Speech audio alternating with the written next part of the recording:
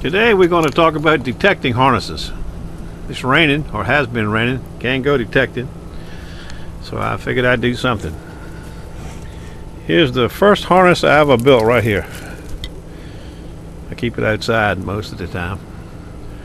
This is for my Excalibur when I'm hunting in the water in the neck deep to chest deep zone. I have added dive weights to it. One there,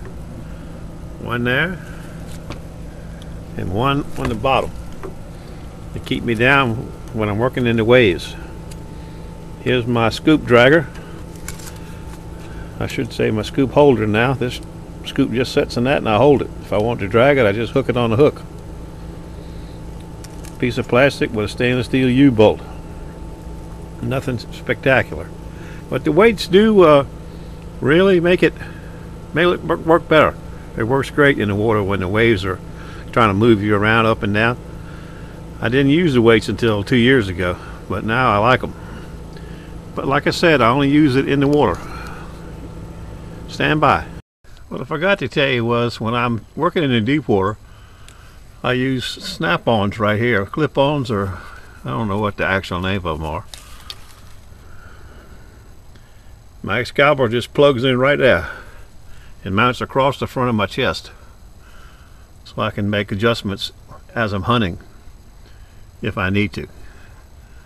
Most of the time it's mounted on the back of my belt, but for this operation it plugs in and out. Now there's all my harnesses in one pile, 3 of them. This is my relic one I use when I'm relic hunting, and you can see the clips again here. This is the same way my Excalibur clips on. This is my SE Pro. It clips on with these clips. So if I want to take it off, I just take it off.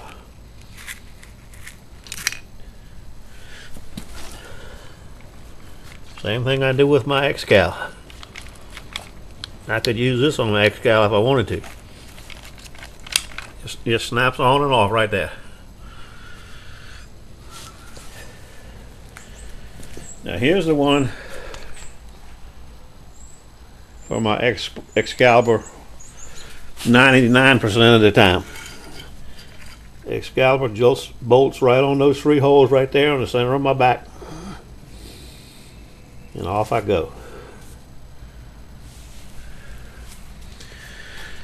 There's the one for my SE Pro in its waterproof box configuration. There's my scoop dragger, my knife, it's stuck on the side of my box. SE Pro goes inside the box, and my pouch. Nothing to it. Makes life very simple. I like simple. Now, the thing about this belt, when you put your Excalibur on it, screws right on right there with those screws, right on the center of your back. Headphones over there. Goal over here. I swing left-handed, so you right-handed guys would have to make it opposite way. Now here's the key thing that you need to do. You can make this with string, wire ties. I call it a safety mechanism. It's a piece of string mounts right here on a coil wire. When it's belted on your back, this string hooks on this nut here, under this nut, plastic nut. So when you're swinging, if you drop the coil or a wave knocks you over, all the strain is not pulled against the coil wire, it pulls against that string. You don't want to put any undue stress on this connection right here. In the old days, they used to have problems with them. I've never heard anybody with problems lately, but we still use the string for a precautionary measure. Works good. Never have any trouble with it. Been using it for over 10 years.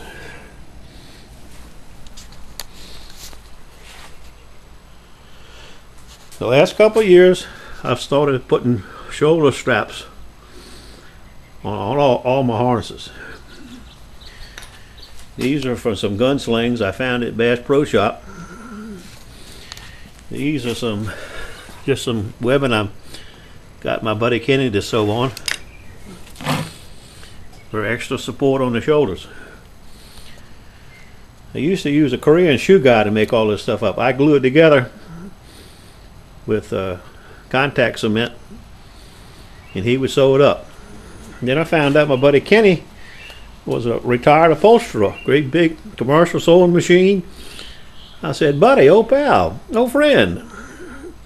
Now he's sewed some of these up for me. I modified a few of them here a couple weeks ago. Added shoulder straps, you know, stand by. Okay, when I chest mount the X-Cal, I have a nylon strap that bolts to the side there. Has the male part of the snap on this side. It snaps right in place. You have to put it on the opposite side on the other side, or it either flops over. But being one's on one side, one's on the other, it hangs perfectly straight right on your chest. Just like that. One on one side, one on the other. Perfect balance. You couldn't draw it on any paper to be any better. Now I store them hanging off my ceiling on a string, you see. And I use them same snaps. I just snap them on. They hang out of the way.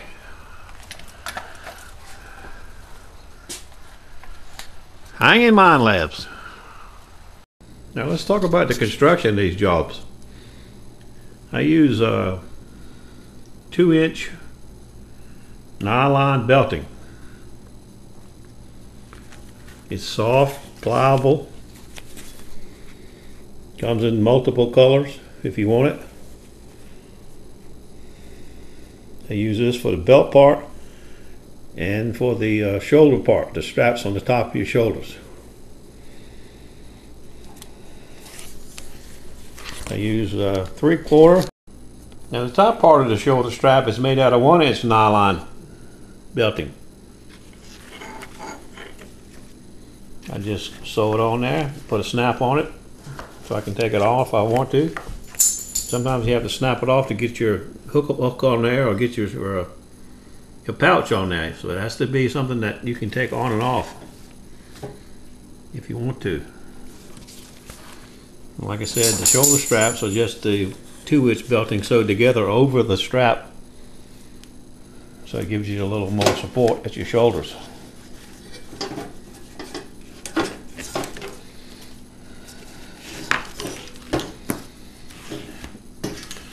I use a little piece of 2-inch belting coming off the back of the belt right here for the center support. And when I get up a little ways, I sew the 1-inch belting to it, come over your shoulders through the shoulder strap.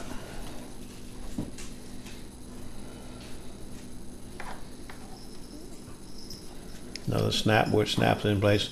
Now what this part goes in front of you, and it's movable for adjustment. It's also a pain in the rear end because it slips off the end a lot of times. But when that occurs, I put a bolt in it to hold it in place.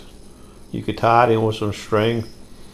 If you sewed it in, you wouldn't be able to get your knife or your pouch or anything past it. So I have a bolt, I just take it on and off. I found that going to the dive shop and buying dive belt material, which is a lot coarser and heavier than the nylon part, works better for the waist part. The other is softer and nicer, but it has a tendency to curl up a little bit, twist up a little too easy. So I've gone to using the real coarse dive belt material now for most of my waist part. And like I said, then I sew that on there and I come up here like this. You go over your shoulders.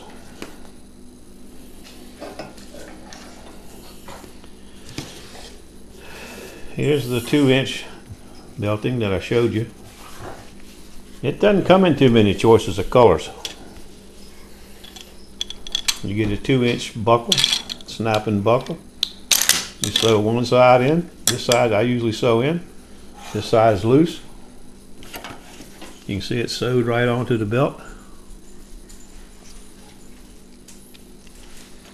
The other side is loose. This slides through, locks in place. You have to have adjustment for your waist size, jacket, clothes, so on and so forth. It snaps right together.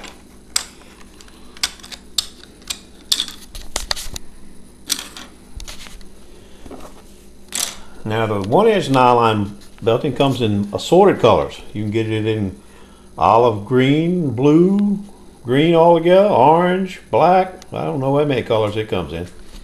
Same thing. 1-inch snap. Snaps everything together.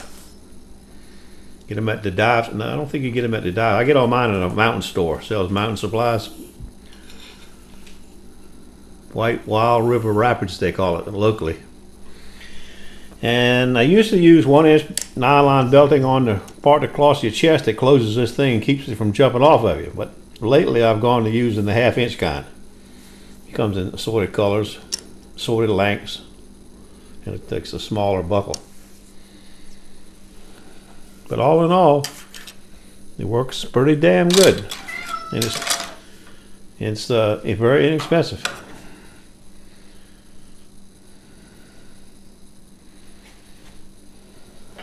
Easy to make. I glue all my stuff together. I used to use contact cement called Barge. I still do when I can find it. Most good shoe stores sell it.